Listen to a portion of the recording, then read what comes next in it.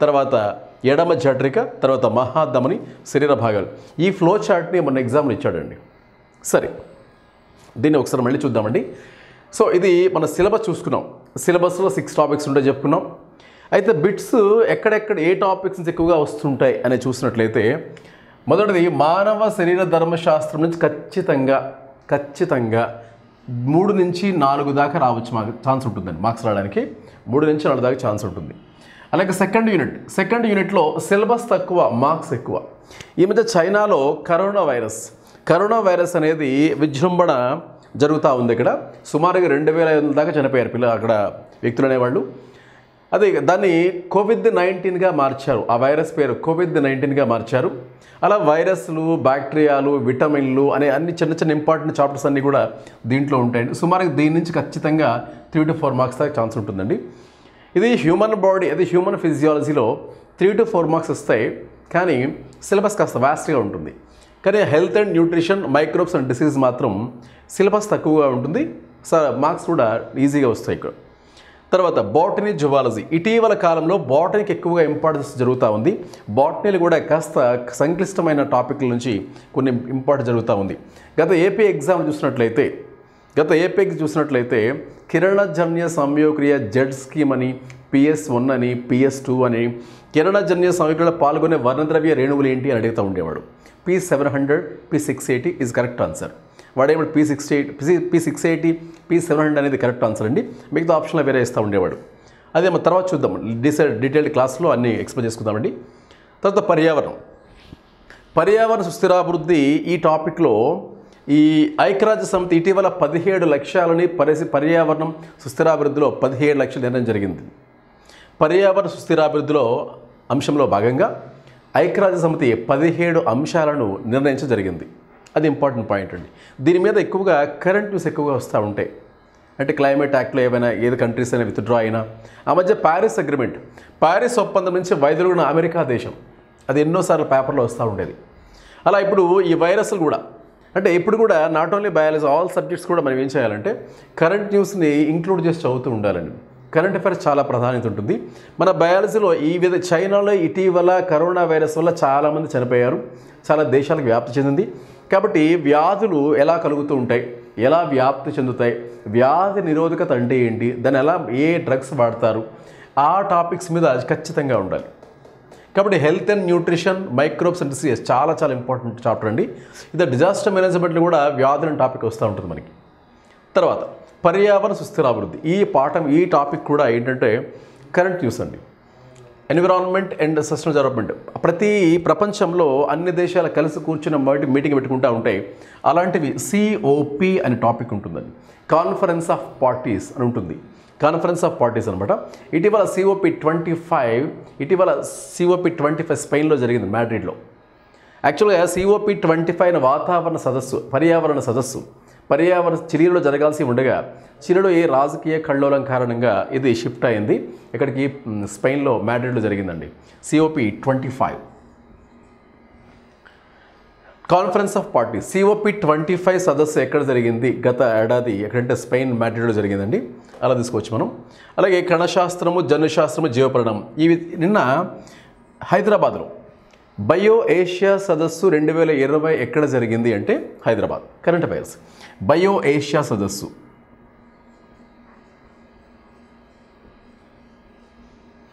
Bio Asia సదస్సు 2020 సదస్సు ఎక్కడ జరిగిందంటే హైదరాబాద్ జరిగిందండి. ఇలా మన కరెంట్ న్యూస్ను యాడ్ చేసుకుంటూ చదవడం వల్ల చాలా అడ్వాంటేజ్ ఉంటాయండి. ఎక్కువగా ఈ కరెంట్ న్యూస్ రావడానికి ఛాన్స్ ఎక్కువగా ఉంటుంది రైట్ నౌ. అలాగే సైన్స్ అండ్ టెక్నాలజీలో ఇటీవల PSLV, GSLV రాకెట్లతో ఎన్నో శాటిలైట్ పంపిస్తూ ఉన్నాం మనం. సో ఉపగ్రహం ప్రయోగించడంలో మనకి SNT అనగానే మనకు గుర్తొచ్చే టాపిక్ కూడా మన స్పేస్ టెక్నాలజీనే. SNTలో చాలా టాపిక్లు ఉంటాయండి. స్పేస్ టెక్నాలజీ అని, డిఫెన్స్ టెక్నాలజీ అని, లేకపోతే క్లోనింగ్ అని, టెస్ట్ ట్యూబ్ బేబీ అని చాలా టాపిక్స్ ఉంటాయి. మనం biotechnology, genetic engineering, tissue culture చాలా టాపిక్స్ ఉంటాయి. మనం డీటెయిల్డ్గా మనం దాని గురించి తర్వాత చూద్దామండి. సో ఇది సిలబస్ అండి. అయితే మనకి చెప్పుకున్నాం హ్యూమన్ ఫిజియాలజీలో 3 నుంచి 4 మార్క్స్ వస్తుండే చెప్పాం మనం. అలాగే ఆరోగ్యం పోషణ 3 to 4 మార్క్స్ చెప్పాం మనం. SNT కూడా సుమారుగా 4 నుంచి 5 దాకా వస్తాయండి యావరేజ్గా. ఇది కూడా ఎన్విరాన్మెంట్ కూడా మళ్ళీ 3 నుంచి 4 దాకా వస్తాయి. ఇది 2 to 3 వస్తాయి. ఇది 1 to 2 అండి సెల్ బయాలజీవి. ఇలా మార్క్స్ కేటగరేషన్ చెప్పుకోవచ్చు మనం. హ్యూమన్ ఫిజియాలజీ 3 to 4, ఆరోగ్యం పోషణ 3 to 4, బాటనీ జువాలజీ 2 to 3, పర్యావరణం 3 to 4, కణశాస్త్రం 1 to 2, SNT 4 to 5 marks వస్తూ ఉంటాయి. సరే, మనం ఇంపార్టెంట్ టాపిక్ చూద్దాం సార్. ఇది రక్త ప్రసరణ వ్యవస్థ అనే చాప్టర్ తీసుకున్నట్లయితే మనం తీసుకున్న ఆహారం అరిగిపోయిన తర్వాత జీర్ణమైన తర్వాత ఆహార పదార్థాలు శరీరంలో ప్రసరించాలంటే ఎవరు తీసుకెళ్తారు? రక్తం. అసలు రక్తం ఏం చేస్తుందంటే ఆహార పదార్థాలను రవాణా చేస్తుంది. తీసుకున్న ఆక్సిజన్ని కలెక్ట్ చేసిన CO2ని మొత్తం రవాణా చేస్తుంది. అంటే ఆహార పదార్థాల రవాణా, వాయువుల రవాణా, విసర్జక పదార్థాల కిడ్నీకి రవాణా చేయటం, అలాగే హార్మోన్లను లక్షిత ఆర్గాన్స్కి పంపించడం, ఇలా రకరకాల మార్గాల్ని పంపిస్తూ ఉంటుంది. అంటే రక్తం ఏం చేస్తుంది? అందుకే ఆ టైటిల్ కూడా రక్త ప్రసరణ వ్యవస్థ, రక్త రవాణా వ్యవస్థ అని పేరు వస్తుంది. బ్లడ్ సర్క్యులేటరీ సిస్టమ్ అంటే blood carries food materials, blood carries nutrients, blood carries waste materials, blood carries hormones, blood carries gases. ఇలా రక్తం అన్నిటిని తీసుకెళ్తుంది కాబట్టి టైటిల్ పేరు కూడా రక్త ప్రసరణ వ్యవస్థ, రక్త రవాణా వ్యవస్థ, బ్లడ్ సర్క్యులేటరీ సిస్టమ్ అని టైటిల్ వచ్చింది. అయితే గుండె యొక్క ప్రధాన విధి ఏంటి? మన శరీరంలో ఇది ఫర్ ఎగ్జాంపుల్ ఇది గుండె అండి. శరీరంలో అన్ని భాగాలకు రక్తాన్ని పంపించే అవయవం గుండె. అంటే గుండె రక్త పంపిణీ అవయవం అండి. బ్లడ్ పంపింగ్ ఆర్గన్ అంటాం దీన్ని, రక్త పంపిణీ అవయవం. అయితే గుండె పంపించిన రక్తాన్ని ఎవరు తీసుకెళ్తారు? రక్త నాళాలు. ఇవి ట్యూబుల్లో ఉన్నాయి కదా, ఇవి నాళాలు. గుండె రక్తాన్ని పంపించే అవయవం. గుండె పంపించే రక్తాన్ని నాళాలు మూసుకెళ్తూ ఉంటాయి. సరే చూద్దాం సార్. గుండె, ఊపిరితిత్తులు, శరీర భాగాలు ఈ మూడింటికి లింక్ ఉంటుందండి. ముందుగా ఊపిరితిత్తులు ఏం చేస్తాయి? ఊపిరితిత్తులు రక్తాన్ని శుభ్రపరుస్తాయి. వాయువుల మార్పిడి జరుగుతుంది. మనము తీసుకున్న ఆక్సిజన్, విడిచిపెట్టే CO2 రెండు కూడా మార్పిడి చెందే ప్రదేశం ఊపిరితిత్తులు. ఇదిగోండి మనం తీసుకునే ఇది చెడు రక్తం అండి. ఇది చెడు రక్తం అంటే ఇంప్యూర్ బ్లడ్, అంటే ఆక్సిజన్ లేకుండా CO2 ఉన్న రక్తం ఇది. ఈ CO2ని మనం బయటికి విడిచిపెట్టేస్తాం. అప్పుడు ఈ రక్తాన్ని O2 కలుస్తుంది. O2 కలవడం వల్ల ఏమవుతుంది? రక్తం శుద్ధి చేయబడుతుంది. శుద్ధి చేయబడిన రక్తం ఇది, ప్యూరిఫై చేయబడిన బ్లడ్ ఇది. ఇదేమో శుద్ధి చేయబడిన. అంటే ఊపిరితిత్తులు జరిగే పనులేంటి? రక్తం శుద్ధి చేయబడుతుంది, అంటే వాయువులు కూడా మార్పిడి చెందుతున్నాయి. శుద్ధి చేయబడిన రక్తము ఊపిరితిత్తుల నుంచి పుప్పుసిర ద్వారా బయలుదేరి ఎడమ కర్ణికలోకి వస్తుంది. ఎడమ కర్ణిక నుంచి మళ్ళీ ఈ రంధ్రాలు ఉంటాయి, వీటిని ఏమన్నా మనం ద్విపత్ర కవాటం. ఎడమ కర్ణిక నుంచి ద్విపత్ర కవాటం ద్వారా ఎడమ జఠరలో ప్రవేశిస్తుంది. అక్కడ నుంచి మళ్ళీ శరీర భాగాలకు వెళ్ళాలి అంటే మహాధమని తీసుకువెళ్ళాలి. అంటే ఏంటి, ఫ్లో చార్ట్ ఎలా ఉంది? ఊపిరితిత్తుల నుంచి శుద్ధి చేయబడిన రక్తం పుప్పశిరలోకి వెళ్తుంది. అక్కడి నుంచి ఎడమ కర్ణిక, ద్విపత్ర కవాటం, ఎడమ జఠరిక, మహాధమని, శరీర భాగాలు. ఇదంతా కూడా ఎడమవైపు అంతా మంచి రక్తం ఉంటుందండి. ఇలా మంచి రక్తాన్ని ప్రవహింపజేసి ఇక్కడికి దేనికి వస్తుంది? శరీర భాగాలకు వస్తుంది. శరీర భాగాల్లో ఈ మంచి రక్తాన్ని వాడుకొనగా తయారైన చెడు రక్తం ఉంటుంది. ఈ చెడు రక్తాన్ని తీసుకెళ్ళేది ఎవరు? సిరలు. ధమనులు ఎల్లప్పుడూ మంచి రక్తాన్ని తీసుకెళ్తాయి, సిరలు ఎల్లప్పుడూ చెడు రక్తం తీసుకెళ్తాయి. ధమనులు ఎల్లప్పుడూ మంచి రక్తం తీసుకెళ్తాయి, సిరలు ఎల్లప్పుడూ చెడు రక్తం తీసుకెళ్తాయి. ఇది క్లారిటీ. ధమనులు ఎల్లప్పుడూ మంచి రక్తాన్ని తీసుకువెళ్తాయి, కానీ చెడు రక్తాన్ని తీసుకెళ్లే ఏకైక ధమని CO2 ఉందంటే అది చెడు రక్తం అండి.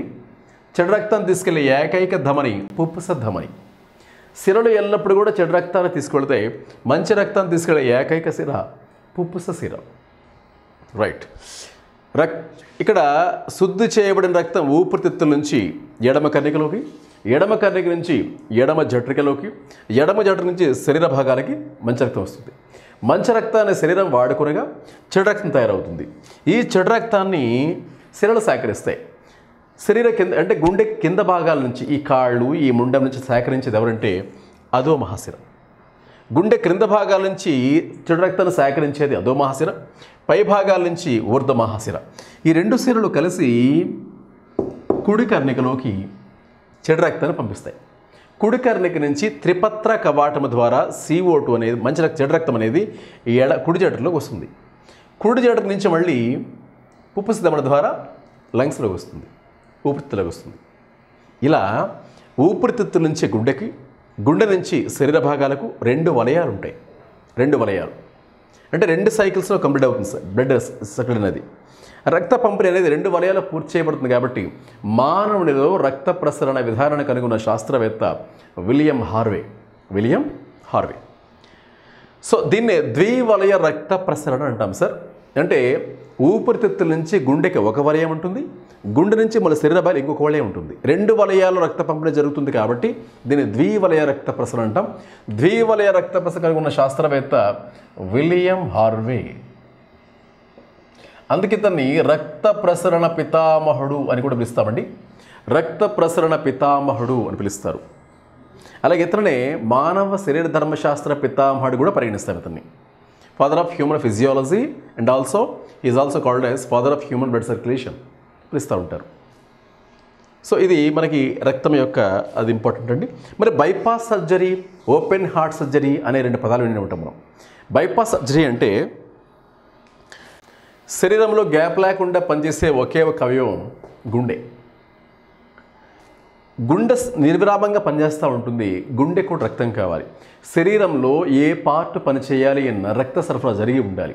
ఎందుకంటే రక్తమే ఆహారం తీసుకెళ్తుంది, ఆక్సిజన్ మోసుకువెళ్తుంది, CO2 కలెక్ట్ చేస్తుంది, హార్మోన్లు మోసుకువెళ్తుంది, వేస్ట్ మోసుకెళ్తుంది. అలా ప్రతి పార్ట్ రక్తం అనేది అన్ని రకాల సేవలు అందిస్తూ ఉంటుంది. అలాగే గుండె నిత్యం రక్తం పంపించాలి అంటే నిర్విరామంగా పనిచేస్తూ ఉండాలి. అలాంటి గుండెకి రక్తం కూడా అందాలి మళ్ళీ. అంటే నిర్విరామంగా గుండె పనిచేయాలి, గుండెకి కూడా రక్తం కావాలి. గుండె నుంచి గుండెకే రక్తాన్ని అందించే ఆ నాళం పేరు ఏమంటామంటే దాన్ని, ఫర్ ఎగ్జాంపుల్ దీన్ని ఏమంటారంటే what is that? Yes, coronary. Example suppose ఇక్కడ నాళ వేసాం అనుకుందాం. అయితే కరోనరీ ధమని ఏం చేస్తుందంటే రక్తాన్ని, అదే ఆక్సిజన్ని, ఆహారాన్ని అందించే ధమని పేరు కరోనరీ ధమని. ఒకవేళ కరోనరీ ధమనిలో కొలెస్ట్రాల్ పేరుకుపోవడం అంటే ఫ్యాట్ అక్యుములేషన్, ఏమైనా కొలెస్ట్రాల్ పేర్కొన్నట్లయితే సరిపడినంత ఆక్సిజన్ కానీ ఆహారం కానీ అందక గుండె తాత్కాలికంగా ఆగిపోతుంది. దానిని ఏమంటామంటే గుండెపోటు అంటారు. నిశ్శబ్ద హంతకు దీన్ని అంటాం. అంటే నిర్విరామంగా పనిచేసేటువంటి గుండెకి నిర్విరామంగా ఆక్సిజన్ కానీ సప్లై కాపాడాలి. కానీ అలాంటి రక్తాన్ని అందించి ఈ ధమని యొక్క గోడల్లో కొలెస్ట్రాల్ పేరుకుపోవడం వలన ఆహారం కానీ ఆక్సిజన్ కానీ పంపిణీ ఆగిపోతుంది. ఎందుకు? కొలెస్ట్రాల్ పేరుకోవడం వల్ల. తద్వారా గుండె తాత్కాలికంగా ఆగిపోతుంది. దీన్ని గుండెపోటు లేదా నిశ్శబ్ద హంతకి లేదా కార్డియాక్ అరెస్ట్ లేదా హార్ట్ అటాక్ చాలా పేర్లు ఉంటాయి అలా. అయితే గుండెకి ఈ నాళం పనిచేయనప్పుడు అక్కడ అదనంగా ఇంకొక పక్క నుంచి ఒక లైన్ వేస్తారు. అంటే ఈ చెడిపోయిన నాళానికి బదులుగా పక్క నుంచి ఒక నాళాన్ని వేయడాన్ని ఏమంటామంటే బైపాస్ సర్జరీ అంటాం మనం. బైపాస్ సర్జరీ అంటాం. క్లియర్. మరి ఓపెన్ హార్ట్ సర్జరీ అంటే పై 2 గదుల నుంచి కింద 2 గదులకి బ్లడ్ పాస్ అవ్వాలి అంటే మధ్యలో హోల్స్ ఉన్నాయి. ఈ హోల్స్ని ఏమన్నామంటే ద్విపత్ర కవాటం బైకాస్పిడ్ వాల్వ్ అన్నాం మనం. పై 2 గదుల నుంచి కింద 2 గదులకి రక్తం ప్రసరణ జరగాలి అంటే ఈ వాల్వ్స్ అని క్లియర్గా ఉండాలి. కొన్నిసార్లు ఈ వాల్వ్ అనేవి ముడుచుకుపోతూ ఉంటాయి. ముడుచుకుపోయినప్పుడు పై 2 గదుల నుంచి రక్తం కిందకి రాకుండా ఉంటుంది. అలాంటప్పుడు హార్ట్ని ఓపెన్ చేసి ఈ వాల్వ్ని క్లియర్గా ఓపెన్ చేస్తారు. దీన్నే ఓపెన్ హార్ట్ సర్జరీ అంటాం మనం. ఇది బైపాస్ సర్జరీ, ఇది ఓపెన్ హార్ట్ సర్జరీ. క్లియర్. చూడండి సార్ మరొకసారి. ఊపిరితిత్తులు రక్తము శుద్ధి చేయబడే చోటు. గుండె రక్తాన్ని పంపించే అవయవం. మధ్యలో నాళాలు అనేవి రక్తాన్ని తీసుకువెళ్ళే గొట్టాల వంటి నిర్మాణాలు. శుద్ధి చేయబడిన రక్తం అనేది ఊపిరితిత్తుల నుంచి గుండెకి వస్తుంది. గుండె నుంచి ఆ శుద్ధి చేయబడిన రక్తం శరీర భాగాలకు వస్తుంది. ఎలా? ఊపిరితిత్తుల నుంచి మంచి రక్తము పుప్పిశిర ద్వారా బయలుదేరి ఎడమ కర్ణిక చేరుతుంది. ఎడమ కర్ణిక నుంచి ద్విపత్ర కవాటం ద్వారా కుడి కర్ణిక ఎడమ జఠరికి చేరుతుంది. ఎడమ జఠరి నుంచి మహాధమని ద్వారా శరీర భాగాలు చేరుతుంది. శరీర భాగాలు మంచి రక్తాన్ని వాడుకుని చెడు రక్తం తయారు చేస్తాయి. ఆ చెడు రక్తాన్ని సేకరించేవి సిరలు. ఇందాక చెప్పినట్టుగా మంచి రక్తాన్ని తీసుకువెళ్ళేవి ధమనులు, చెడు రక్తాన్ని తీసుకెళ్లేవి సిరలు. మంచి రక్తాన్ని తీసుకెళ్లేవి ధమనులు, చెడు రక్తాన్ని తీసుకెళ్లేవి సిరలు. మంచి రక్తాన్ని తీసుకెళ్లేవి ధమనులే అయినప్పుడు కూడా చెడు రక్తాన్ని తీసుకెళ్లే ఏకైక ధమని పుప్పిస ధమని. అలాగే సిరలు ఎల్లప్పుడూ కూడా చెడు రక్తం తీసుకెళ్తాయి, కానీ మంచి రక్తం తీసుకెళ్లే ఏకైక సిర పుప్పిస సిర. పుప్పిస సిర. సరే చూడండి, శరీర భాగాల్లో చెడు రక్తం తయారైనప్పుడు అప్పుడు శరీర భాగాల నుంచి చెడు రక్తాన్ని కలెక్ట్ చేయడానికి క్రింద భాగాల నుంచి అధోమహాశిర, పై భాగాల నుంచి ఊర్ధ్వమహాశిర, ఈ 2 కలిసి ఒకే నాళంగా ఏర్పడి కుడి కర్ణికలో ప్రవేశిస్తుంది. కుడి కర్ణిక నుంచి మళ్ళీ కుడి జఠరలో ప్రవేశిస్తుంది. ఇక్కడి నుంచి మళ్ళీ పుప్పిస ధమని ద్వారా ఆ చెడు రక్తము ఊపిరితిత్తులో చేరుతుంది. తద్వారా మళ్ళీ శుద్ధి చేయబడుతుంది. ఇలా దీనికి సంబంధించి మరి అలాగే మనం రక్త వర్గాలు అనే పాయింట్ ఎప్పుడు వింటూ ఉంటాం. ఎన్నోసార్లు ఎగ్జామ్లో విశ్వధాత, విశ్వగ్రహీత అనే పదాలు వస్తూ ఉంటాయి. విశ్వధాత అంటే ఓ గ్రూప్ అని చాలామంది చెప్తారు, ఇది కరెక్టే. విశ్వగ్రహీత AB గ్రూప్ అని చెప్తా ఉంటాం, ఇది కూడా కరెక్టే. విశ్వదాత మరి చాలామంది అంటుంటారు పాజిటివ్ ఏంటి నెగిటివ్ ఏంటి అడుగుతూ ఉంటారు. ఏంటి పాజిటివ్ ఏది నెగిటివ్ అంటే మనకున్న రక్తవర్గంతో పాటుగా RH కారకం ఉన్నట్లయితే వాళ్ళని విశ్వధాత అంటాం. మనకున్న రక్తవర్గంతో కాకుండా రక్తవర్గంలో RH ఫ్యాక్టర్ లేకపోతే వాళ్ళని విశ్వగ్రహీత అంటాము. అంటే బ్లడ్ గ్రూప్ ప్లస్ RH కారకం, బ్లడ్ గ్రూప్ ప్లస్ RH కారకం is equal to positive. Blood group minus RH factor is called negative. అట్లా అంటే బ్లడ్ గ్రూప్తో పాటుగా RH కారకం ఉన్నట్లయితే అంటే ఏంటి? బ్లడ్ గ్రూప్ ప్లస్ RH కారకం is equal to positive group అండి. అలా కాకుండా బ్లడ్ గ్రూప్ ప్లస్ RH కారకం, బ్లడ్ గ్రూప్ మైనస్ RH కారకం is equal to negative group అలా చెప్తాం మనం. ఎందుకు వాళ్ళు పాజిటివ్, ఎందుకు వీళ్ళు నెగిటివ్ అన్నామంటే ఆ RH పాజిటివ్ బేస్ చేసుకుని చెప్పుకుంటాం మనం.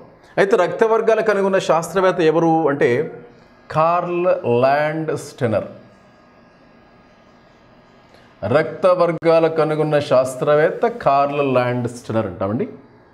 ఇతగాడు రక్త వర్గాలు గుర్తించాడు. గుర్తించిన రక్త వర్గాలు ABO, ఇంకొకటి AB రక్త వర్గాన్ని స్టర్లీ అండ్ డెకాస్టెల్లా అనే 2 శాస్త్రవేత్తలు తర్వాత గుర్తించడం జరిగింది.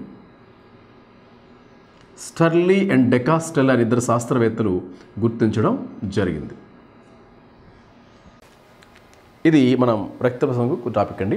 ఉమేష్ చంద్ర పోలీస్ అకాడమీ ప్రత్యేకత ఏంటంటే డైలీ టెస్ట్ నిర్వహణ, అలాగే దీంతో పాటుగా paper every Sunday grand test పెట్టడం, తర్వాత పేపర్ ఎక్స్ప్లెనేషన్ ఉంటుంది. మళ్ళీ ఎవ్రీ మంత్ కూడా క్యూములేటివ్ రికార్డ్స్ ఉంటాయి.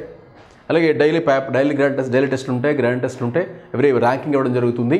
అలాగే మన గత రెండేళ్లలో ఈ 2 తెలుగు రాష్ట్రాలు కూడా 6,000కి పైగా పోస్టులు సంపాదించిన సంస్థ అండి. So the institute has the best faculty in our state. Thank you for cooperation. Thank you so much. మరిన్ని అప్డేట్స్ కోసం లైక్ చేయండి, షేర్ చేయండి, సబ్స్క్రైబ్ చేయండి. ఉమేష్ చంద్ర పోలీస్ అకాడమీ థ్యాంకింగ్ యూ. మరిన్ని అప్డేట్స్ కొరకు ఉమేష్ చంద్ర పోలీస్ అకాడమీ యూట్యూబ్ ఛానల్ని లైక్ చేయండి, share చేయండి, సబ్స్క్రైబ్ చేయండి. Don't forget to press the bell icon.